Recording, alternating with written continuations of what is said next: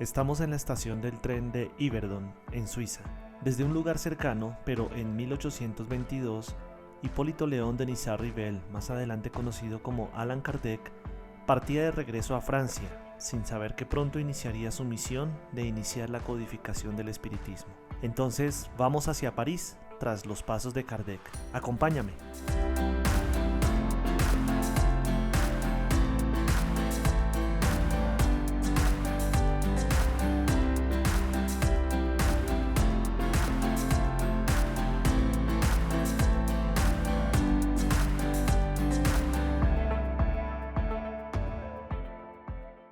Hola de nuevo, soy Andrés Abreu y este es tu canal Vivir Espírita. En el video anterior tuve la oportunidad de mostrarte los sitios donde se desarrolló la infancia y también la adolescencia de Hipólito Léon Denis Rivel. Estuvimos en Lyon, que fue su lugar de nacimiento, y luego nos movimos hacia Yverdon, en Suiza, donde se llevaron a cabo sus estudios secundarios. Ahora nos vamos a enfocar en entender el proceso de transición entre Hipólito Léon Denis Rivel y Allan Kardec, y por consiguiente el surgimiento de la tercera revelación de Dios a la humanidad, es decir, el espiritismo. Esto nos pone inicialmente aquí, en el lugar donde todo empezó. Bienvenidos a París y particularmente a la Catedral de Notre Dame en plena reconstrucción.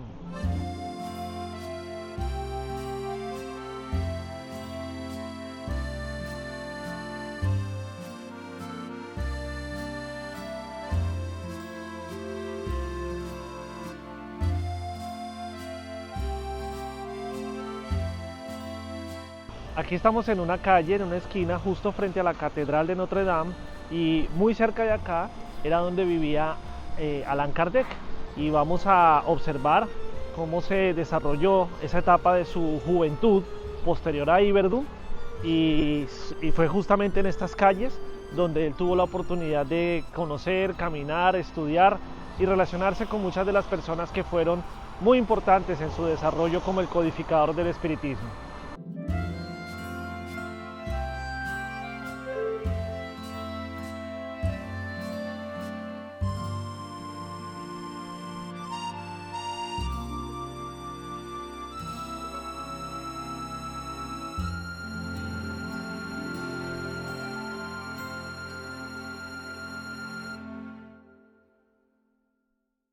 Hipólito Léon regresó a Francia en 1822 cuando tenía 18 años, después de haber recorrido los 500 kilómetros que separan Yverdon de París, probablemente un par de semanas de viaje en carruaje, que era lo habitual para la época. Los trenes hasta ahora empezaban a cubrir algunas rutas en Europa en el siglo XIX, por lo cual no era el medio de transporte más común aún. Al llegar a París, Denis Rivel se estableció justo aquí, en la calle Harpe número 117. Vivió en este lugar seguramente con sus padres, porque pues recién estaba regresando de Yverdon. Y este lugar no podía ser más adecuado, ya que se reconoce como el barrio de los estudiantes, donde muy cerca se encuentra la universidad muy famosa de la Sorbona, la universidad más famosa de París, probablemente de Francia. En la capital cultural del mundo, con 18 años, inicia su labor pedagógica con la publicación de su primera obra, el 1 de febrero de 1823, titulada Curso práctico y teórico de aritmética, según los principios de Pestalozzi, con modificaciones. Dicha obra se componía de 2 folletos impresos con un total de 16 páginas. Esto apenas era el prospecto de la obra completa, que sería publicada más adelante. Podía adquirirse a través de una suscripción de solo 6 francos en la época, justamente aquí en la calle Harpe. El 6 de diciembre de 1823 publicó la obra completa con una modificación en el título, ya que reemplazó las palabras según los principios de Pestalozzi por según el método de Pestalozzi. Algo muy interesante de esta obra es que el método empleado por Rivel desarrollaba gradualmente las facultades intelectuales del alumno. Este no se limita a memorizar las fórmulas, sino que va, por así decirlo, a la esencia de las mismas. Esto es algo que caracterizó en general sus obras pedagógicas y posteriormente hizo parte misma del método de estudio de la doctrina espírita. A esta obra siguieron muchas otras que demuestran las excepcionales cualidades del joven Rivel para la renovación de la enseñanza aquí en Francia. Adicionalmente, aprovechaba las horas libres para traducir obras inglesas y alemanas, algo que definitivamente quedó fijado en Ribeil y que caracteriza al mismo espiritismo como doctrina. Fue algo que su maestro Pestalozzi dijo a otro gran pedagogo suizo llamado Gregorio Girard. Quiero que mis niños solo crean en aquello que les pueda ser demostrado, exactamente como 2 más 2 son 4. En el espiritismo no encontramos dogmas, tampoco encontramos artículos de fe. El desarrollo de todas sus enseñanzas y revelaciones se basa en la lógica y en la razón. Aquello que hace sentido al ser, no algo que le obligan a creer.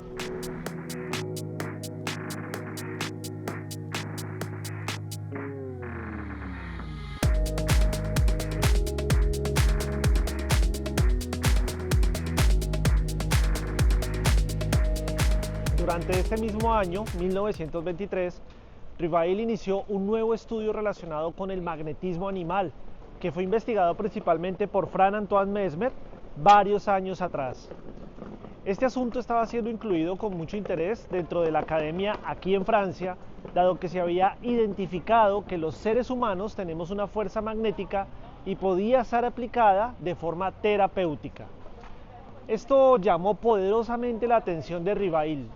Dentro de este grupo de investigadores, Rivail creó vínculos muy fuertes con algunos respetados hombres de ciencia, pero particularmente estableció una sincera amistad con un hombre de apellido Fortier. También era investigador del magnetismo, era magnetizador. Fortier fue quien en 1854, es decir, casi 30 años después, le hablaría del fenómeno de las mesas giratorias o mesas parlantes precisamente a Kardec.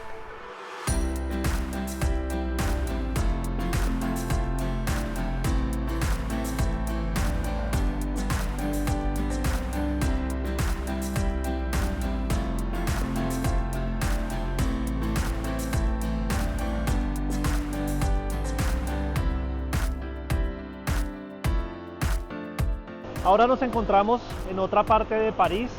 Estamos aquí en la calle de Sèvres y vamos a dirigirnos al edificio número 35, en donde sucedió algo muy interesante en todo el proceso de construcción pedagógica de Hipólito León de Niza-Rivel. Vamos para allá.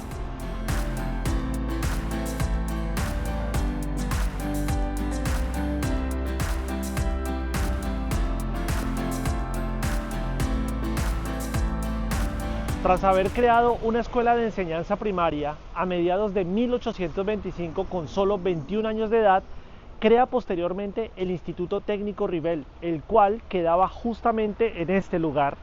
Esto sucedió en 1826 y aplicó el método de Pestalozzi.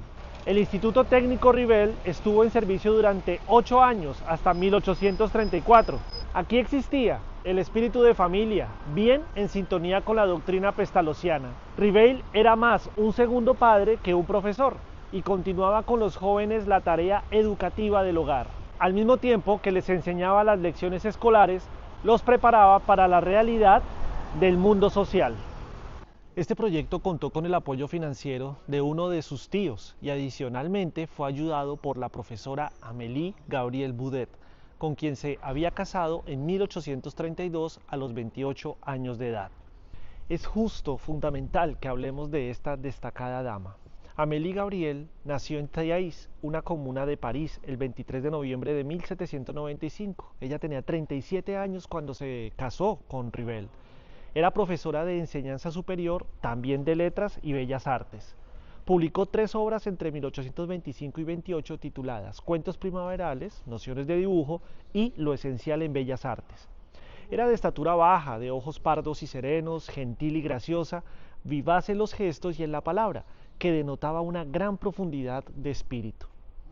Amélie Boudet, que además sumaba todas estas características, una sonrisa tierna y bondadosa, luego se hizo notar por el circunspecto profesor Rivel, en quien reconoció inmediatamente a un hombre verdaderamente superior. Al cerrar el Instituto Rivel en 1834 por problemas financieros derivados de las actividades relacionadas con el juego por parte de su tío, que era uno de los financiadores del proyecto, Rivel se dedicó a trabajar como contador, pero también continuó como profesor del Liceo Polimático, donde impartía cursos de fisiología, astronomía, química y también física. También publica manuales pedagógicos con gran éxito en París. En 1850, con 46 años, cedió este liceo a la municipalidad. Y así estamos aquí en este edificio que actualmente se dedica todavía a la educación. Lo vemos al fondo como el Instituto Loyola, ya obviamente con una aproximación pedagógica distinta, pero sigue conservando ese espíritu pedagógico que desde esa época el mismo Rivel implantó.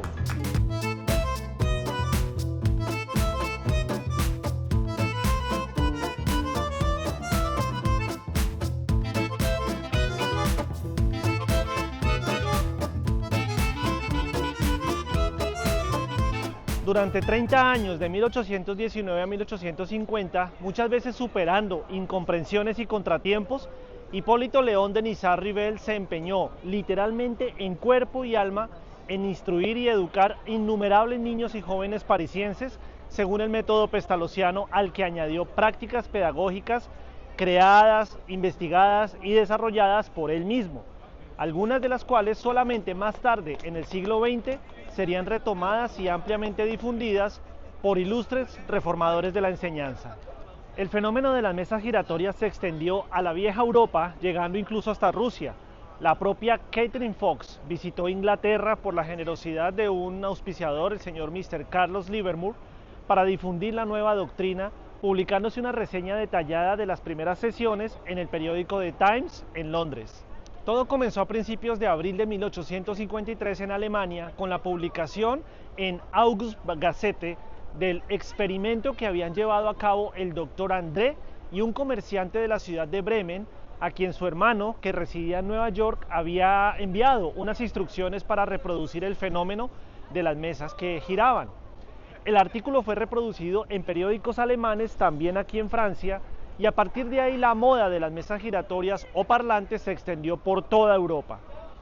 En salones aristocráticos y en hogares humildes se reproducía el fenómeno. No tardó en evolucionar de tal modo que las mesas pasaron a levitar, a crujir, a bailar, a mandar mensajes por medio de golpes. Era el divertimento de moda de la época. Se invitaba a tomar té y a ver la mesa giratoria. En todas las conversaciones siempre había una referencia a estas dichosas mesas fantásticas. En Francia las llamaban table tournante, para los ingleses era table moving, incluso los alemanes tenían un nombre, pero soy incapaz de pronunciarlo.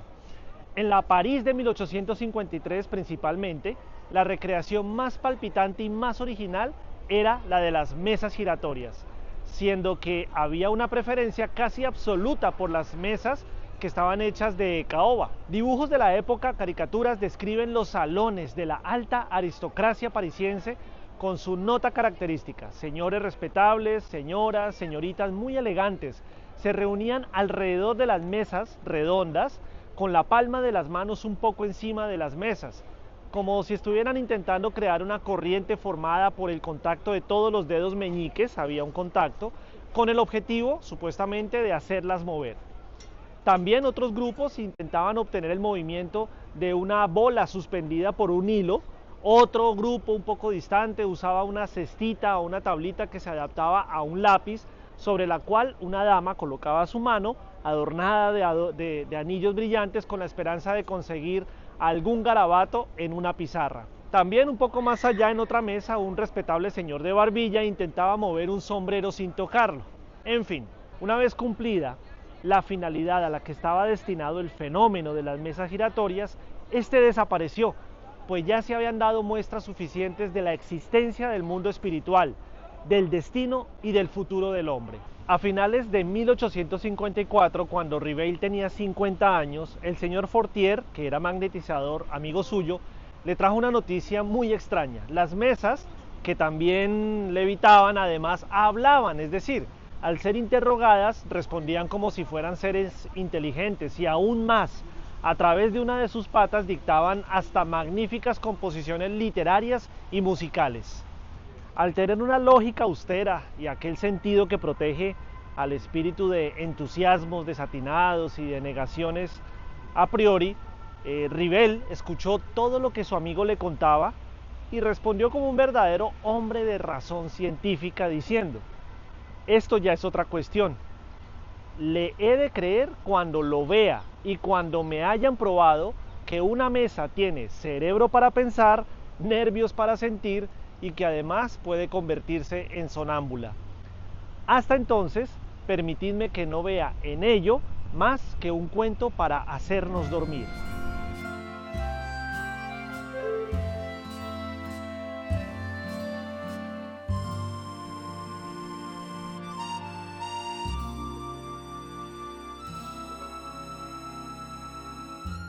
Bien, justo aquí en esta calle, llamada la calle Grange Batallierie, recordamos un episodio muy interesante en donde Denisard Rivel se encontró con su amigo Carlo T, que era uno de los investigadores de estos fenómenos, y eso fue a principios de 1855. En ese momento, pues Carlo T le habló de toda esta fenomenología, pero Rivel, que era un hombre de ciencia, fue muy cauto en escuchar lo que su amigo le decía, y él estaba un poquito desconfiado de la exaltación de su amigo. Ahora estamos frente a una de las ubicaciones con mayor relevancia en la historia del espiritismo.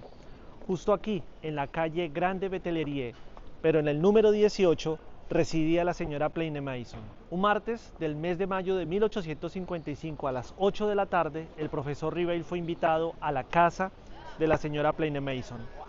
Aquí asistió por primera vez al fenómeno de las mesas giratorias que saltaban y corrían de tal modo que la duda no era posible. Rivel observó las respuestas inteligentes a través de golpes y verificó una rudimentaria escritura mediúmnica en una pizarra a través de una cestita. El biógrafo espírita Henry Sauce cuenta que Rivel dijo: vi también algunos ensayos muy imperfectos de escritura mediúmnica sobre una pizarra con la ayuda de una cestita. Mis ideas estaban lejos de ser detenidas, pero había aquí un hecho que debía tener una causa. Entreví bajo estas futilidades aparentes y la especie de juego que se hacía con estos fenómenos algo serio y como la revelación de una nueva ley que me prometí profundizar.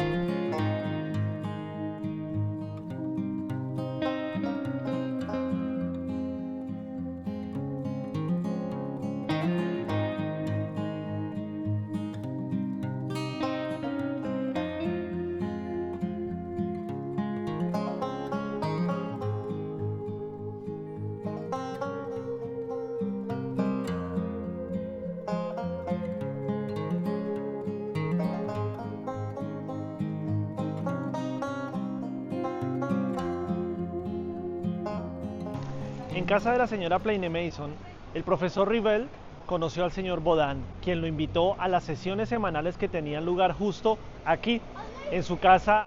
Fue muy asiduo a ellas, a todas las sesiones en las que participaban las jóvenes hijas del señor Baudin, Carolina y Julie. Ellas eran las médiums de esas sesiones. Sobre estas reuniones nos informa Rivel lo siguiente: es allí que hice mis primeros estudios serios sobre espiritismo.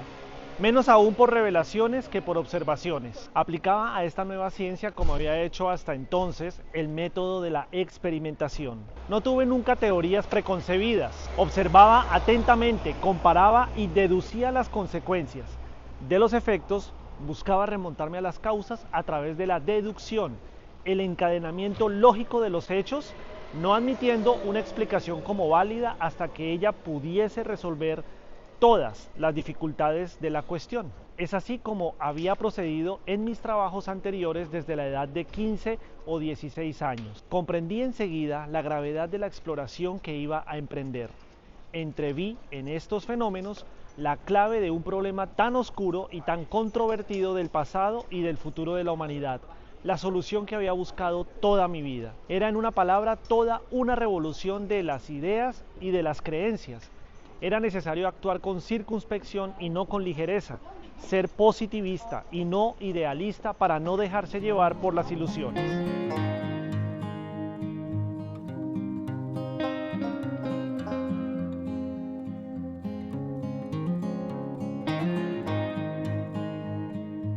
Bueno, aquí nos sorprendió una lluvia de un momento a otro aquí en París, pero vamos a seguir contando esta historia.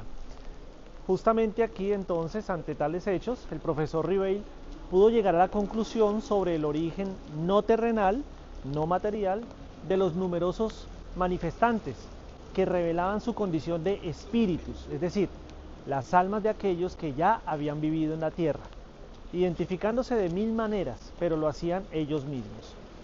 El Consolador, representado por la doctrina espírita, llegaba al mundo y un hombre extraordinario había sido destinado a preparar su advenimiento y su consolidación. Hipólito León de Niza-Rivel fue este hombre. Al observar, comparar y evaluar los hechos, siempre con cuidado y perseverancia, llegó a la conclusión de que la causa inteligente de los efectos inteligentes eran realmente los espíritus de aquellos que desencarnaron, y dedujo las leyes que rigen esos fenómenos, extrayendo de los mismos admirables consecuencias filosóficas y toda una doctrina de esperanza, de consuelos y de solidaridad universal.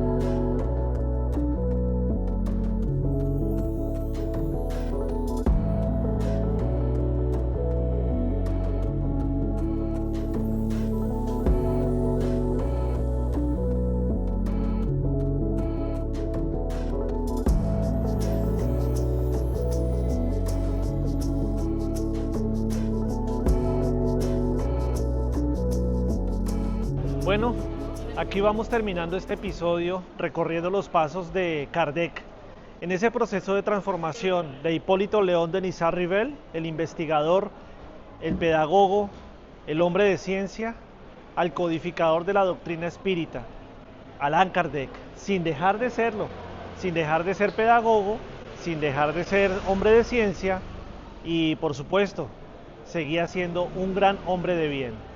Llegamos a la casa donde vivía el señor Rostand, justo aquí, en la calle Tiquetón, número 14.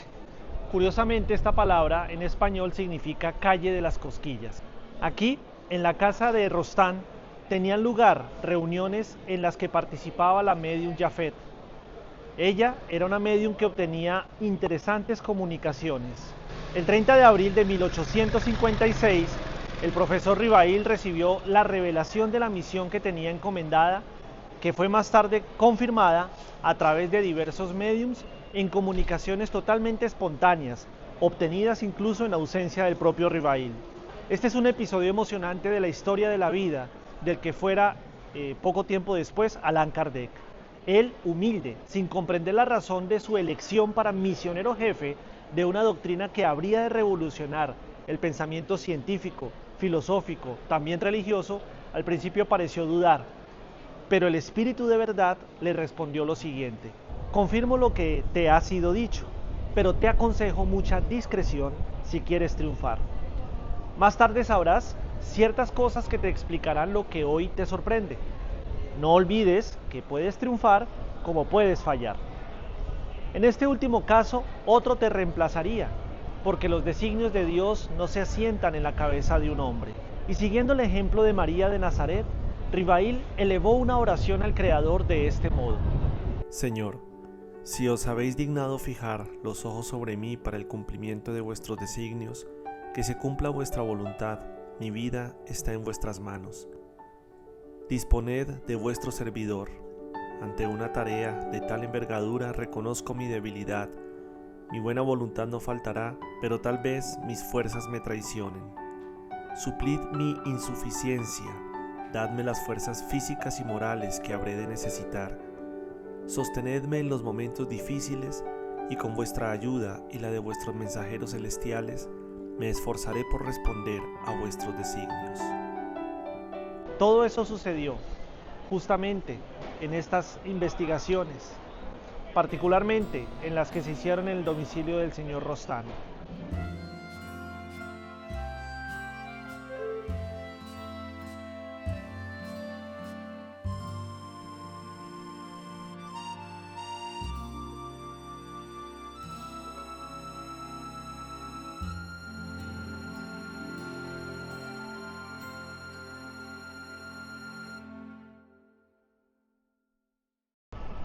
Aquí nos encontramos en el Arco del Triunfo. Este es un símbolo muy representativo aquí de París, aunque en su momento fue construido para honrar una de las batallas sostenidas por Napoleón, y ese es un recuerdo que no quisiéramos nosotros inmortalizar porque las guerras traen dolor y sufrimiento. Sí, por el contrario, queremos aprovechar este lugar para resaltar otro tipo de triunfo, y es el triunfo de la espiritualidad superior al lograr implantar la doctrina espírita en la tierra. El señor Carlotti, amigo por más de 25 años de Rivel, le entregó junto con otros intelectuales 50 cuadernos, los cuales contenían diversas comunicaciones recibidas durante 5 años, principalmente a través de la mediunidad de Japhet. Ellos le delegaron a Rivel la enorme tarea de compilar, separar, comparar, condensar y coordinar las comunicaciones que los espíritus les dictaron durante todo ese tiempo. Rivel leyó con atención esos cuadernos uno por uno, los examinó minuciosamente con su conocida agudeza intelectual, investigó con prudencia e imparcialidad las informaciones provenientes de los espíritus y eligió solamente aquellos dictados que pudiesen tomar junto con otros recibidos por más de una docena de médiums psicógrafos la obra que sería el Clarín del Consolador prometido por Jesús. Así comenzó a levantar las bases del monumental edificio doctrinario del espiritismo. Los mismos espíritus superiores que asistían el trabajo de Rivel hicieron la revisión completa en sesiones particulares. Allí hacían las correcciones y adiciones que juzgaban necesarias. Esto se hizo principalmente con el apoyo de la señorita Japhet en la casa del señor Rostán. Pasaron 2 años desde 1855, cuando Rivel fue invitado por primera vez a observar los fenómenos en casa de la señora Plain Mason, hasta el 18 de abril de 1857, fecha en la que se publicó la primera edición del Libro de los Espíritus. Durante esos 2 años, Rivel se dedicó en extensas jornadas de trabajo a la codificación del espiritismo. Incluso debido a las innumerables noches trabajando a la luz de la vela, disminuyó notablemente su capacidad visual. Siempre su dedicada compañera de vida, Amélie Boudet, dándole soporte, el soporte requerido para no desfallecer en semejante emprendimiento. Queremos entonces expresar toda nuestra gratitud al maestro Rivel, a todo el equipo de personas que junto a él se dedicaron a construir todo este proceso de recibir los mensajes y de realmente proponer y plasmar una metodología, una ciencia filosófica con consecuencias morales, que es lo que hoy conocemos como el espiritismo. Loado entonces sea el nombre de Hipólito León de Nizar-Rivel, que renunció al pedagogo académico para convertirse en Allan Kardec, el hombre de la ciencia espírita, sin dejar la metodología ni la pedagogía que consagró desde la misma escuela de Pestalozzi. Continuó construyendo el edificio doctrinario que representa a Jesús en la tierra. Gracias, Allan Kardec. No olvides dejar tus comentarios, los estaré leyendo. Ellos nos impulsan a seguir adelante, a mejorar y por supuesto para que sigamos aprendiendo todos juntos. Y si este video también te gustó, dale like. De esa manera nos ayudas a llegar a más personas. De esta forma, así como lo relatamos en el video de Hydesville en Estados Unidos, donde empezó el proceso para el retorno de la esperanza, representada ni más ni menos que en el Maestro Jesús de Nazaret a través del espiritismo, desde aquí, desde París, presentamos la culminación de esa fase del advenimiento del Consolador. Por eso te espero en el siguiente video, en el siguiente episodio, la 4ª parte de esta serie, donde vamos a recorrer los pasos de Kardec desde la publicación del Libro de los Espíritus hasta su desencarnación. Hasta pronto.